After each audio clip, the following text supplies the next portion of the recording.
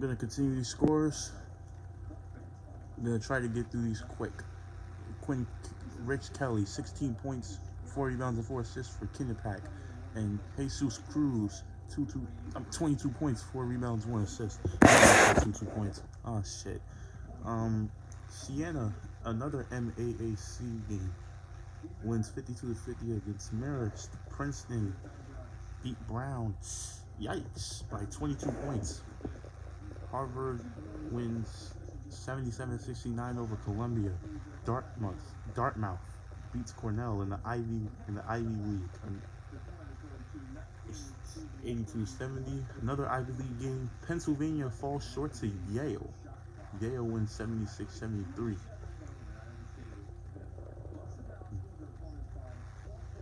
Ryder finishes off Monmouth in MAAC competition 79-67, and Washington falls short to Washington State at home. Washington State with a road win at University of Washington 78-74. CJ Ellaby, 21 points, 9 rebounds, and 3 assists for the Washington State Dragons. And for the Washington, I don't know some of these team names. And for Washington, Jaden McDaniels, 19 points, 6 rebounds, and an assist.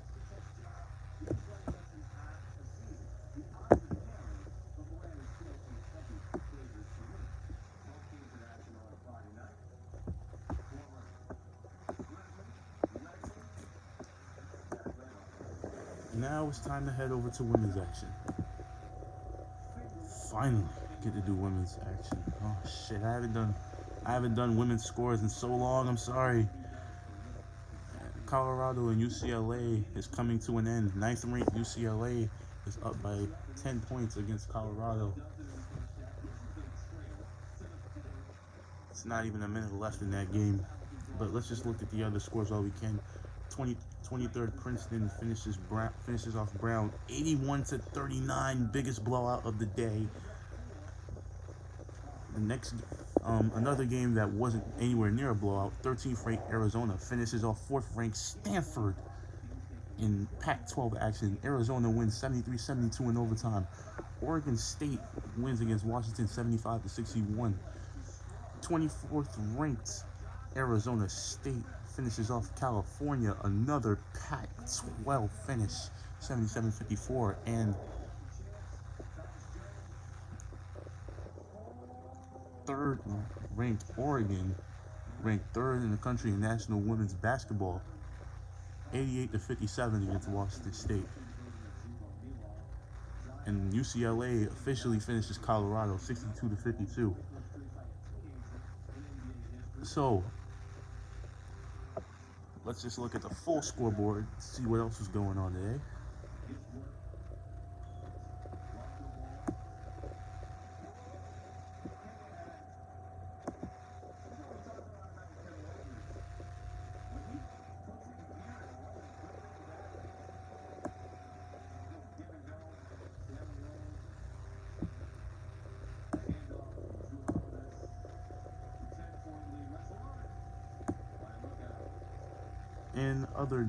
In other D1 action and unranked teams from certain conferences, Hofstra is winless in CAA conference action. Are you kidding me? And they couldn't even get this win today. They lost by 4, 67-63 loss for Hofstra at Charleston. Charleston is now 12-14, 5-10 CAA. Hofstra 0-16 in CAA action. Only 3 wins this season for Hofstra. Not one in the conference. Jalen Hines, 4 for Hofstra. She had 30 points, 12 rebounds, and 1 steal. Excellent double-double, but couldn't get one conference win. Oh my gosh, I feel so bad. Latrice Perkins, 15 points, 4 rebounds, and 3 assists in a winning effort. James Madison finishes Drexel, another CAA matchup. Straight up blowout, 69-39. 30 points, even 30-point blowout. Hannah Nihil from Drexel was the highest scorer with just 9 points, 3 rebounds, and 3 steals. Kiki Jefferson with 15 points, 8 rebounds, and 2 assists. William and Mary University finishes off Elon. William and Mary at home. Eva Hoxton from that school got 27 points, 5 rebounds, 2 assists. Jalen Powell with 21, 6 rebounds, and 1 assist. Delaware loses at Towson. Towson wins 76-66. Nukia Mayo from Towson, 26 points, 5 rebounds, and a block. Nicole Enabosi from Delaware, 17 points, 12 rebounds, and 1 assist. Excellent double-double, just not in the winning effort. How many times am I going to say that tonight? UNC Wilmington women's team finishes off from Northeastern University.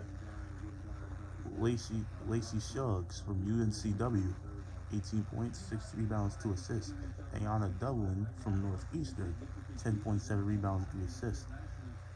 University of Illinois Chicago couldn't finish off IUPUI in the Horizon Conference. IUPUI is Macy Williams, 23 points, 9 rebounds, and 1 steal from the IUPUI forward.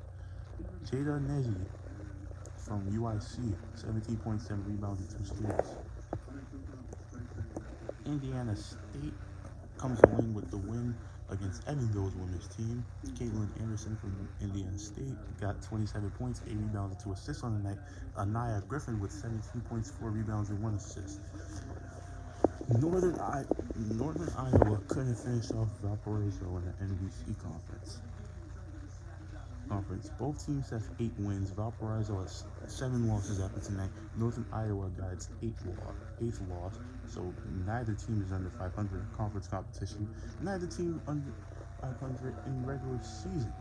16-11 Northern Iowa and 16-10 Valparaiso after this matchup, in which Shea Frederick from Valparaiso got 22 points, 5 rebounds, 4 assists, and Carly Rucker from Northern Iowa got 20 points, 3 rebounds, and 2 assists. We're going to keep going down and keep going down. We got some overtime scores coming up to settle, but let me not look at the stat lines real quick. Yale finishes Pennsylvania 71-54. Columbia finishes Harvard 62-57. Dartmouth finishes Cornell 82-79. St. John's with the overtime Big East win over Butler 85-80. St. John's. Creighton finishes off Villanova at home 67-47 win for them. And another Big East matchup, Providence finishes off Georgetown 62-55. And another Big East matchup, Seton Hall finishes off Xavier 69-59. And in the MVC conference, Drake finishes off Loyola Chicago 83-75. Arkansas State blew out Blue Rock at home 72-54. And in the Pac-12, 2 unranked teams in the Pac-12. Very, very close game between Utah and USC. Utah only scored 9 points in the first quarter, and that probably explains why they lost by just 3 points to the USC Trojans. The Utah Utes, Brina Maxwell had 18 points, 3 rebounds, and 2 assists, and the USC Trojans, Elisa Pili, it's P-I-L-I, I'm just going to say Pili. Elisa Pili had 29 points, 7 rebounds, and 2 assists. Now, let's take a look at this women's bracket.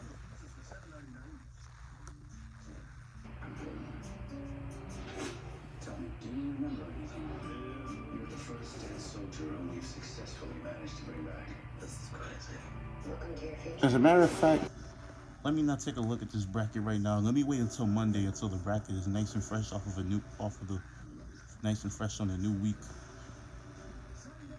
As for right now, ladies and gentlemen, we've got a couple videos to look at.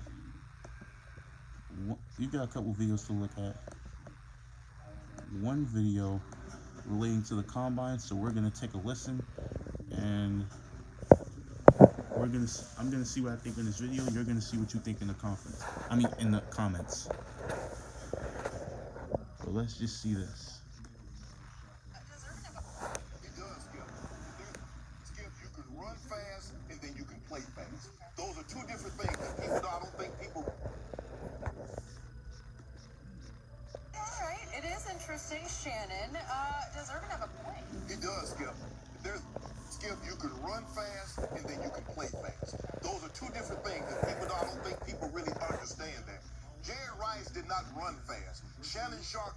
run fast. Steve Largent didn't run fast, but they played fast. Running route skip is all about creating separation. It's about getting in and out of breaks. And what Michael is talking about is like when you're fast, in order for you to get, unless you're running a go route, which is there are more out, in, comeback than go routes in the playbook. So what Michael is saying is that when you run something other than a go route and you have to decelerate to get out of that break, he said the DB is going to close. He's going to drive on the football. If he sees that you're starting to chop, because Skip, nobody runs a go route chopping. So he's going to drive on the ball. He sees you breaking down what we call putting the blink on, where you got to and get out of that break. Yep. They're coming. So if you can't play, Skip, if you can't drop your hips and get out of that break in a hurry, you got no chance. I don't care how fast you are, because you got to realize those DBs, Skip, they get paid max dollars to run as fast backward as you do forward. So they're really good. They're the best athletes on the field. And I love playing wide receiver with tight end. But the DBs, those guys are better athletes. So Michael is absolutely right. Can the guy transition? Can he set something up? Because as I said before, there's only one go route. Yeah. But there's a lot of things that you can do off the go route. But if you can't sell that, Skip, if you can't drop your hips and get in and out of that break, now there's, obviously, it's hard for me to believe, Skip, that Bob Hayes didn't run 4.3. He won the gold medal in the 100-meter dash in the 1960 Olympics. Randy Moss. But for the most part now, Skip, what we're seeing is that, and when Michael came out, and when I came out, Skip, guys didn't leave for 8 weeks, go to these camps in LA and Texas and Florida, and just train specifically to learn how to run 40 yards. Right. Skip, and here's the thing. Guys that are fast, you can take a guy that runs 4 fast and teach him technique, and you can get him to 4.4. You can't get a guy that runs 5 flat and teach him to run 4.4. So either you're fast or you're not. Now, right. Technique is what can help you run a little faster. You can go from 4.4 to 4.3 with the proper technique. But if you're 5 flat, you're not coming down, because see, that's what NFL, that's what they like, Skip. See, if you're fast, I can teach you how to run routes. I can teach you how to catch the ball in focus, or I can do drills like that. Either you're fast or you're not. It's kind of like the height in basketball. Skip, I can teach you how to dribble and set picks and all that. I can't teach you how to be 7 foot if you're 6'5". I can't do that. So Mike is absolutely right. And we put so much emphasis on speed. Oh yeah, he can run. How many times is Ruggs gonna get an opportunity to open up and use 4.27? Well, he better be able to drop his hip, because when you run that fast, it's just like any car, Skip. You start going 100 miles an hour, it's going to take you longer to slow down than me going 50 miles an hour. So that's the difference. The deceleration, and you're going to tip defensive backs off, and they're going to drive on. Shad had that thing and just fall out the chair. That was it. That speed out, couldn't nobody do anything with it. Lull him. Yeah. The next thing you know what, Jenny? I ran a 4.67. Yeah. But do you know who has the longest playoff touchdown from scrimmage in NFL history? 4.67 Shake. Yeah, me. 4.67. Ain't run 4.2, ain't run 4.3, ain't run 4.4, no 4.5. Cowboys told me you ran 4.8 for them. You see what the Cowboys missed out on? See what the Cowboys missed out on? And they're supposed to be the head. Tate Stram started all this combine stuff in 40 time and tracking all that stuff. Gil Brandt, excuse me. 4.67 sounds just fine to me, so you're good. You know what? I like Shannon Sharp's swagger on that statement. He was accurate and very descriptive, but he put his rattle dazzle at the NC. This is why I watch Undisputed, because it just, man. But him and Michael Irvin make an excellent point, a point that couldn't have been made in a more excellent fashion than that. Do I agree or disagree? I completely agree. There are so many fast players out there that really don't even get to make a difference with the speed. And also, I want to speak on a scenario.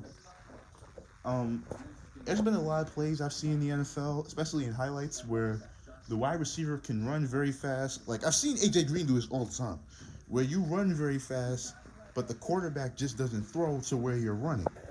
So where you can run basically all the way down to the other 20 or the other 10, or maybe even the other end zone in maybe 8 or 9 seconds.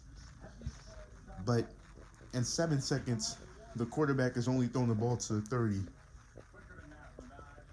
Like, I've seen it so many times, you know.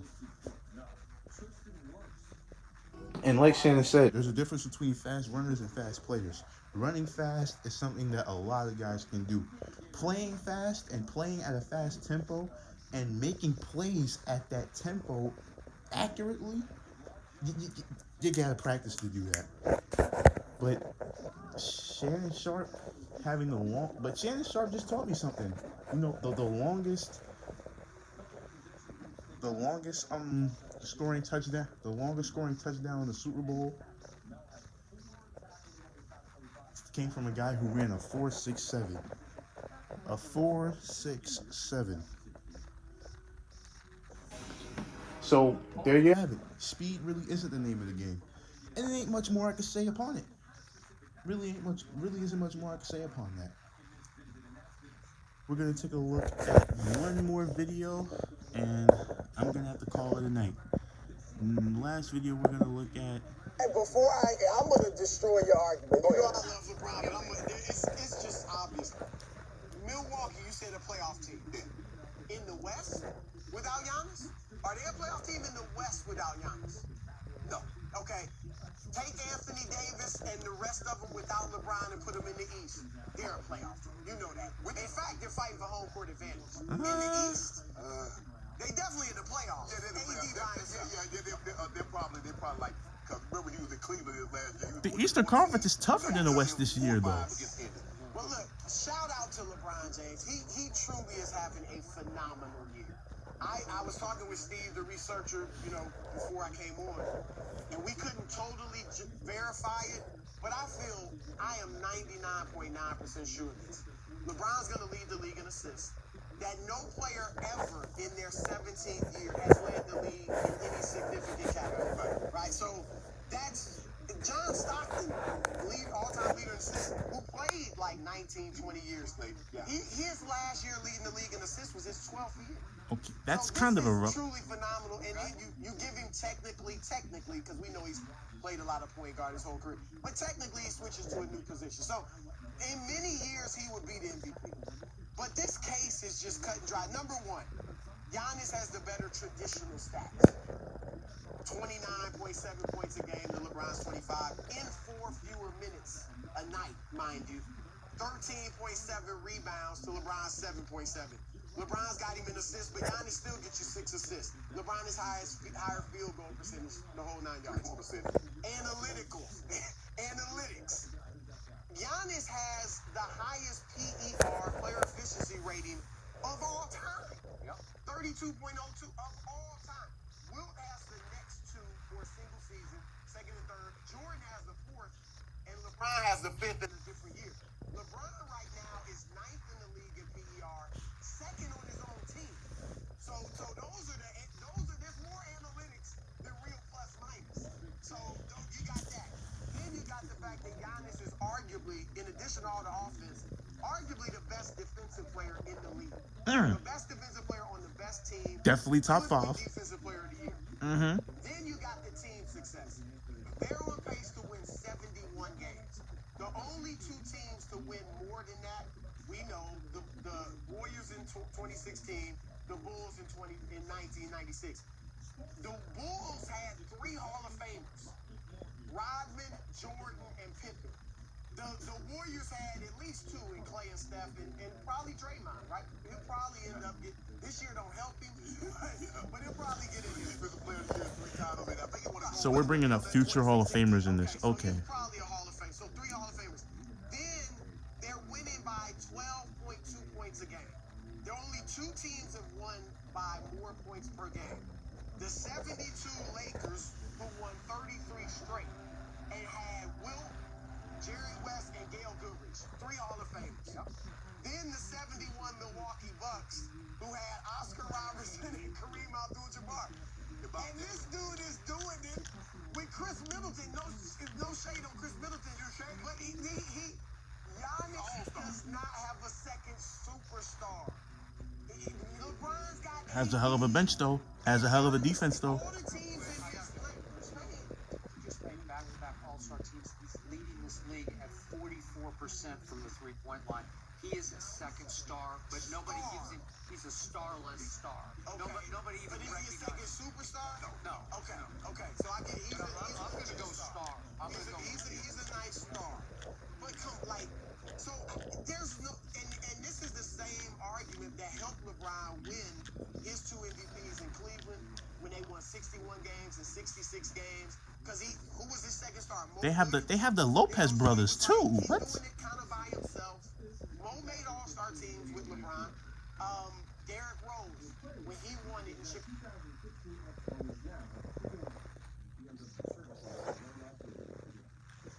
Well, here's my response to that. And after this, I'm gonna cut my video off because this is gonna take the longest of all day. I do agree with Chris Broussard. I do agree. Giannis Antetokounmpo is an MVP front runner over LeBron. Would I pick Giannis to win MVP this year overall? Yeah, I totally can. James Harden has been fraudulent on live nights along with Westbrook. If not for that, maybe he'd still be up for it. Luka Doncic, is just now. The Mavericks have just now figured out that Luka Doncic is the guy. But he's young and talented, but I don't think he can contribute to the Mavericks what Giannis can contribute to the Bucks. And honestly, if you give me the rankings, Giannis first, Luka Doncic second, LeBron James third, James Harden fourth, and Jimmy Butler fifth for MVP race. Giannis is definitely at the top and definitely in front of LeBron. And I said this before and I'll say it again. Chris Broussard referred to all the star players being on one team. LeBron James and Anthony Davis are both on it, and Dwight Howard are both on the same team, are all on the same team right now. But as I said earlier, and you know what, I'm gonna there's just so many things that I'm gonna argue against right now. First off, the Eastern Conference is more competitive than the Western Conference right now. I don't care what anyone says. It is more competitive. They have those teams have more flexible lineups. The teams, I wouldn't say better coach, but they're coached with a little more toughness. There's more defense being played out there. Western Conference is just a bunch of shootouts waiting to happen. I feel like, other than the Clippers and the Nuggets and certain teams out there, teams like the Rockets and the Jazz are just gonna shoot the ball, get in the paint every now and then. But to say that the Lakers without LeBron and AD would be top 5 in the East. No, the Lakers without LeBron and AD could not beat the Bucks. They would not, definitely not beat Philly. They wouldn't beat Toronto. They couldn't beat the Clippers in their own conference. They're gonna come to the East. You mean to tell me you mean to tell me a team without LeBron and AD, all those guys were Lakers minus LeBron and AD, is an Eastern Conference team, and you're telling me they beat Milwaukee, Boston, Toronto, Indiana, Philly, and Miami? You're telling me that happens? No, it doesn't happen. Now, Chris Broussard didn't say that they would beat the Bucks, but if you're talking about a strong Eastern Conference team, no. The Lakers without LeBron and Anthony Davis in the Western Conference would be like, somewhere around 9th or 10th. Because without LeBron and AD, think about it, it's just Dwight Howard and company, in all honesty. And we've seen a Dwight Howard and company team. It hasn't really been all that impressive until he gets what? Jameer Nelson, and Hedo Turkoglu and Matt Barnes. We've seen a Dwight Howard and company team. It's and it's not a championship team, and it doesn't get to that championship level without consistent offense. Take away LeBron, take away AD, the Lakers have offense, but it's not consistent because it's not given that same leadership and that same spark that LeBron and AD give it. So to say that they would survive in the East, no, they can't survive in the West without LeBron and AD. Why do you think they went out and got him? Now, I'm gonna stick to the MVP argument. Giannis is definitely front runner for MVP. I think Giannis should definitely win it. But again, I'm gonna say this once again: the Eastern Conference is more competitive than the Western Conference. I'm not saying it has more all stars. I'm not saying it has more top scorers, because that's not what I mean. What I mean by competitive. Competitive doesn't just mean fun to watch. Competitive means this. The competitive basically means the teams in this conference can can have better games. The teams in this conference can get at each other more than the teams in this conference. That competition, how one team squares off against another, how all these teams square off against each other in this conference or this division. That's how I look at it. I'm not looking at it as, oh my gosh, Harden, Westbrook, LeBron, AD. Look at the East. Oh, you've got Kyrie Irving and Giannis and Embiid and Simmons and Victor Oladipo. Yes, Victor Oladipo is competitive. DeMontis Sabonis, yes, DeMontis Sabonis is competitive. And yes, Chris Middleton is an all-star. Chris Middleton is a great defender and a great shooter. Giannis Antetokounmpo does have help on that Bucks team. Chris Broussard, don't make it seem like he doesn't. You have the Lopez brothers, both Brooke and Robin on the same team. Your defense and rebounding is going through the roof with them. Like, he failed to acknowledge how much help because without all those guys, when it was just Giannis, before he got this strong, remember, the Bucks weren't getting that far. Remember what happened last year to them when they didn't have both of the Lopez brothers. I mean, look, it's Giannis. It's Giannis's time to win MVP. It's the Bucks' time to win the East. Colin Coward went with the Celtics. Why? Because I feel like he went for the Celtics because the Celtics just have a stronger. He feels like the Celtics have a stronger unit and stronger chemistry. But the Bucks are gonna get it done. I feel like. And again, the East is more competitive than the West. If you guys have any different opinions, leave them in the comments. Don't forget to like, comment, subscribe. ISC Dee Hinton signing off for the night. I'll hit you guys up with a morning vlog at around 10:30.